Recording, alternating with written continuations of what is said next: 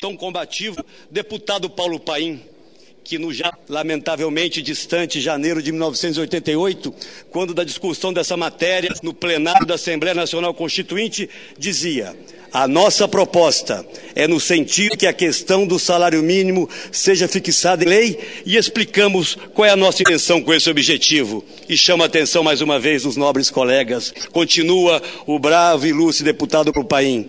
O nosso objetivo é passar a responsabilidade da definição do salário mínimo para o Congresso Nacional e não mais para o Poder Executivo, como tem sido feito hoje, infelizmente por decreto-lei. Portanto, nós queremos que esse texto seja aprovado a partir de agora pelo Congresso Nacional.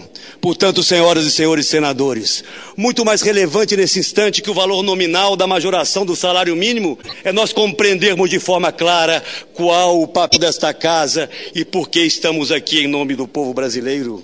Se não é suficiente para, de alguma forma, refrescar a memória de alguns dos parlamentares o texto e depoimento de Paulo Paim, recorro ao decano do Supremo Tribunal Federal, ministro Celso de Mello, em julgamento de 7 de fevereiro de 2001, e para ele abro aspas: não cabe ao Poder Executivo, em tema regido pelo postulado da reforma de lei, atuar na anômala e inconstitucional condição de legislador, assim agindo, proceder à imposição de seus próprios critérios, afastando desse modo, continua o ministro Celso Mello, os fatores que no âmbito de nosso sistema constitucional só podem ser legitimamente definidos pelo Parlamento.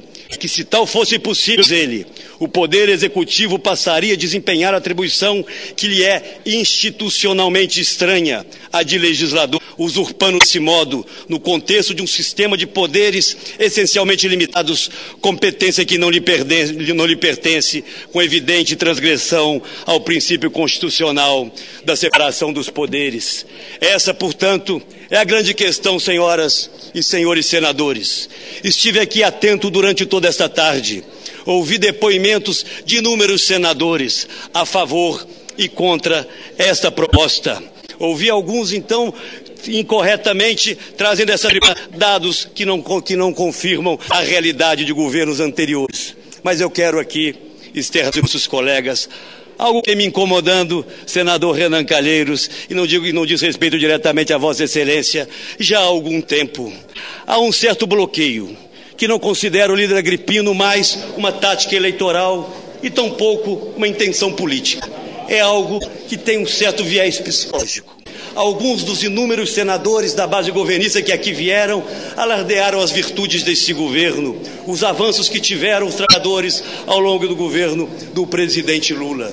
Mas se um estranho, por algum acaso, viesse de uma nave extraterrestre e pousasse nesse plenário, ia acreditar que o Brasil foi descoberto no ano de 2003. O que impede, nobres líderes do PT, que Vossas Excelências reconheçam a realidade. Não seria possível, por exemplo, termos uma política de reajuste periódico e progressivo do salário mínimo se nós não tivéssemos, no governo do presidente Itamar Franco, debelado a inflação? Se nós não tivéssemos, no governo do presidente Fernando Henrique, modernizado a nossa economia, aprovado a lei de responsabilidade fiscal? Todas essas matérias com a oposição ferrenha do Partido dos Trabalhadores. Não diminui ninguém nesta casa conhecer e reconhecer a história.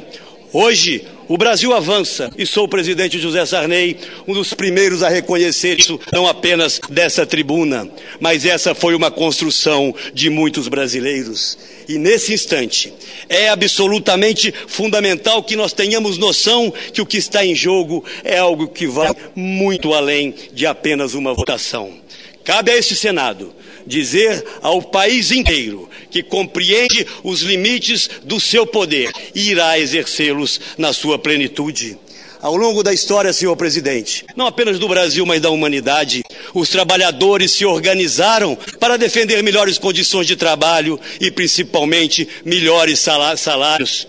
E que ironia da história, no nosso Brasil, é exatamente o governo do Partido dos Trabalhadores que usurpa dos trabalhadores brasileiros, através dos seus representantes eleitos nessa casa, o direito de discutir esta matéria anualmente, como sempre foi feito. E mais uma ironia, senhor presidente, se aprovado o texto como está, Se derrotado o nosso destaque, a partir de agora, o salário base da nossa economia, senhores parlamentares, o salário mínimo não poderá mais ser majorado além daquilo que aqui está sendo estabelecido. E ao contrário, os demais salários, os salários dos mais ricos, esses sim poderão ser majorados em indicadores até além desses que aqui hoje estão sendo estabelecidos.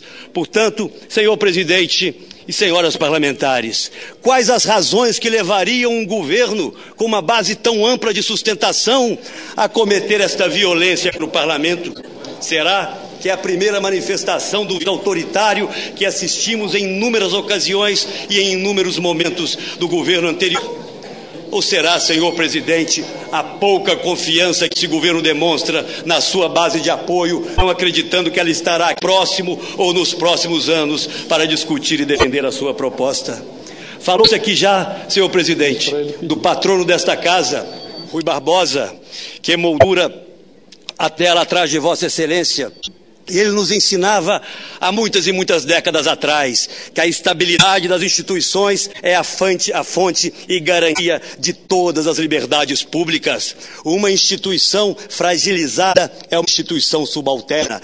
E nós, senhoras e senhores parlamentares, não temos o direito de permitir que o Congresso Nacional se agache perante o Poder Executivo. Termino, senhor presidente, dizendo e apelando principalmente aos parlamentares da base: temos todos nós o dever de respeitar e de defender as nossas prerrogativas, porque elas não nos pertencem, como podem pensar algum. Elas pertencem ao povo, à sociedade brasileira, que nos elegeu e nos colocou aqui para defender os seus direitos e para defender as prerrogativas dessa casa.